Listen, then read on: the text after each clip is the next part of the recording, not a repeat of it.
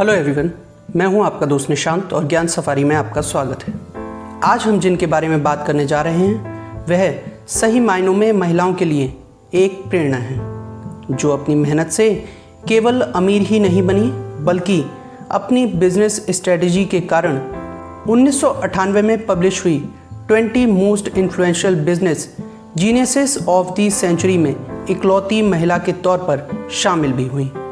तो चलिए जानते हैं ये कौन हैं और कैसे इन्होंने ये मुकाम हासिल किया। एस्टे लाउडर, इनका जन्म 1 जुलाई 1908 को क्वींस, न्यूयॉर्क में हुआ था। कुछ आर्टिकल्स में इनकी डेट ऑफ बर्थ 1 जुलाई 1906 भी बताई गई है। इनके पिता मैक्स मेंडजर एक टेलर थे और 1890 में यूएस आकर रहने लगे थे।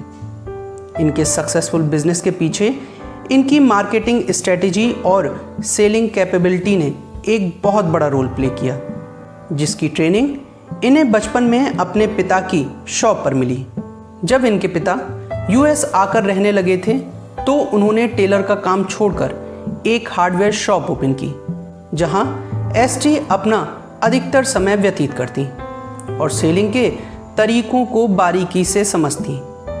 लेकिन कॉस्मेटिक प्रोडक्ट्स में इनका इंटरेस्ट इनके अंकल जॉन स्कॉट्स की न्यू वे लेबोरेटरीज से जगा, जहां पर क्रीम्स, लोशंस और परफ्यूम्स की मैन्युफैक्चरिंग होती थी। एस्टी अपने कॉलेज के बाद अधिकतर समय यहीं रहकर इन प्रोडक्ट्स की मैन्युफैक्चरिंग को बारीकी से समझती और धीरे धीरे अंकल जॉन द्वारा बनाए प्रोडक्ट्स अपने क्लासमेट्स को जार्स ऑफ होप कहकर बेचा करती और केवल इतना ही नहीं बल्कि मेकअप का डेमोन्स्ट्रेशन भी करती। एस्टी सेलिंग और मैन्युफैक्चरिंग के बारे में और जानकारी जुटाती गई और आगे बढ़ती गई। 1930 में इनकी शादी गारमेंट बिजनेसमैन जोसेफ लाउडर से हुई। शादी के बाद भी ये अपना कॉस्मेटिक प्रोडक्ट्स का काम करती रहीं। इन्होंने अपने प्रोडक्ट्स के लिए एक सीक्रेट फॉर्मूला भी बनाया जिसे केवल एस्टी और उनकी फैमिली को ही पता रहता था। इनफैक्ट आज भी उस सीक्रेट इंग्रेडिएंट को केवल उनकी फैमिली का ही कोई पर्सन मैन्युफैक्चरिंग के दौरान प्रोडक्ट्स में मिक्स कर सकता है। एस्टी अपने प्रोडक्ट्स को सेल करने के लिए फ्री सैंपल्स और मेकअप ट्रीटमेंट दिया करती थी और इसी स्ट्रेटजी से इनके प्रोडक्ट्स की सेल बढ़ती भी गई।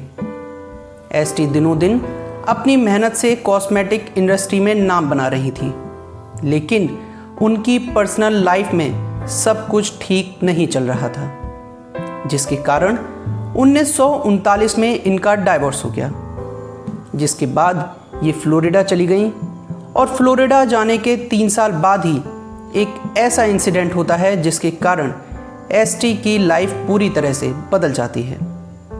1942 में इनके बेटे की तबीयत बहुत ही बिगड़ जाती है और उसे हॉस्पिटलाइज करना पड़ता है। जब जोसेफ को इस बात की खबर मिलती है तो वह अपने बेटे की देखभाल के लिए आ जाते हैं, जिसके कारण एस्टी और जोसेफ करीब आने लगते हैं और 7 दिसंबर 1942 को दोनों ही लोग फिर से शादी कर लेते हैं और साथ ही अपने बिजनेस को और आगे बढ़ाने की स्ट्रेटजी पर काम करते हुए एस्टी डेवलपमेंट और मार्केटिंग और जोसेफ मैन्युफैक्चरिंग और फाइनेंस डिपार्टमेंट देखने पर राजी होते हैं। इस जोड़ी ने तो फिर ऐसी मेहनत की जिसने कॉस्मेटिक इंडस्ट्री में इनका सितारा चमकाने में मदद की और जल्द ही इन्होंने अपना पहला स्टोर खोला, जहां इन्होंने अपनी मार्केटिंग स्ट्रेटजी जैसे लोगों को फ्री सैंपल देना, मेकअप डेमोन्स्ट्रेशन करना जैसे स्टेप से जल्द ही सुर्खियां बटोरी और 1946 में अपनी company Estee Lauder Companies Inc स्थापित की। एस्टी ने शुरुआती दिनों में केवल 4 प्रोडक्ट्स को बनाया, जिसमें cleansing oil, skin lotion, all purpose cream और क्रीम पैक शामिल था। एस्टी अपनी मार्केटिंग स्ट्रेटजी के लिए हमेशा चर्चाओं में रही। इन्होंने अपनी कंपनी के प्रोडक्ट्स की पब्लिसिटी के लिए बड़े बड़े स्टोर्स में अपने प्रोडक्ट्स रखे, फेमस लोगों को फ्री गिफ्ट्स पैक भी दिए। लेकिन कंपनी की सफलता का सफ़र शुरू हुआ 1947 में, जब साक्स फिफ्थ एवेन्यू से उन्हें ऑर्डर मिला और इस ऑर्डर को पूरा करने के लिए एसटी ने बहुत मेहनत भी की। उन दिनों कंपनी में केवल एसटी और उनके फैमिली मेंबर्स ही कंपनी के एम्प्लॉय थे और एक छोटा सा स्टोर रूम इनका मैन्युफैक्चरिंग स्पेस। और इस ऑर्डर को पूरा करने के बाद तो कंपनी को बहुत से ऑर्डर मिलने लगे। कंपनी का नाम लीडिंग ब्रांड्स में लिया जाने लगा और इसी सफलता से उत्साहित होकर कंपनी ने न्यूयॉर्क, टेक्सास और कैलिफोर्निया जैसे स्थानों पर अपने आउटलेट्स भी ओपन किए। 1953 में कंपनी ने परफ्यूम सेगमेंट में यूथ ड्यू लॉन्च किया, जिससे कंपनी को बहुत प्रॉफिट हुआ और कंपनी ने 1960 में अपना पहला इंटरनेशनल आउटलेट लंदन में ओपन किया और 1961 में हांगकांग में। 3 साल बाद कंपनी मेल कॉस्मेटिक मार्केट में भी अपने 20 प्रोडक्ट्स के साथ उतरी। कहते हैं ना कि दिन हमेशा एक से नहीं रहते, वही इनके साथ भी हुआ। कंपनी अच्छी परफॉर्म कर रही थी, पर्सनल लाइफ भी अच्छी चल रही थी, लेकिन 1984 में जोसेफ की डेथ हो गई, जिसके बाद एसटी अपना अधिकतर समय सोशल वर्क में बिताने लगी। 1980 में इनकी एसेट $233 मिलियन आंकी गई और 1990 आते आते कंपनी ने लगभग 40% मार्केट को कैप्चर भी कर लिया।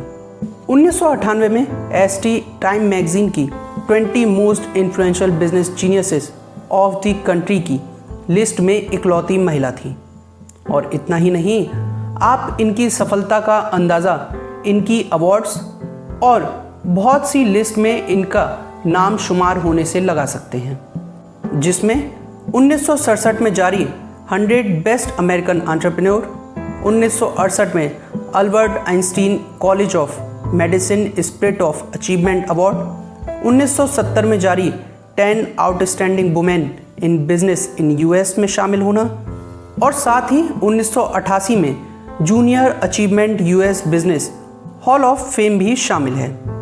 और न जाने कितनी ही और उपलब्धि इन्होंने हासिल की, लेकिन ये सफ़र 24 अप्रैल 2004 को थम गया, जब कार्डियोपल्मोनरी अरेस्ट के कारण एसटी की मृत्यु हो गई। और इनके बाद इनके दोनों बेटों ने कंपनी को नई बुलंदियों पर पहुंचाने का काम किया। तो दोस्तों, ये थी पूरी कहानी एस्टी लाउडर की, जिन्होंने अपनी कंपनी को एक छोटे से कमरे से शुरू किया और अपनी मेहनत से उसे $1 बिलियन कंपनी बना दिया। आई होप आपको ये स्टोरी पसंद आई होगी और आप भी इस स्टोरी से इंस्पायर होंगे। अगर आपको ये वीडियो पसंद आया हो तो इस वीडियो को लाइक करें, लोगों के साथ शेयर करें, खासकर कि महिलाओं के साथ जो अपना स्टार्टअप शुरू करना चाहती हैं। अगर आपको मेरा काम अच्छा लगा हो तो चैनल को ज़रूर सब्सक्राइब करिएगा और बेल आइकन को ज़रूर प्रेस करिएगा, जिससे कि हमारी कोई भी नई वीडियो आपको तुरंत नोटिफाई हो सके। Thank you so much.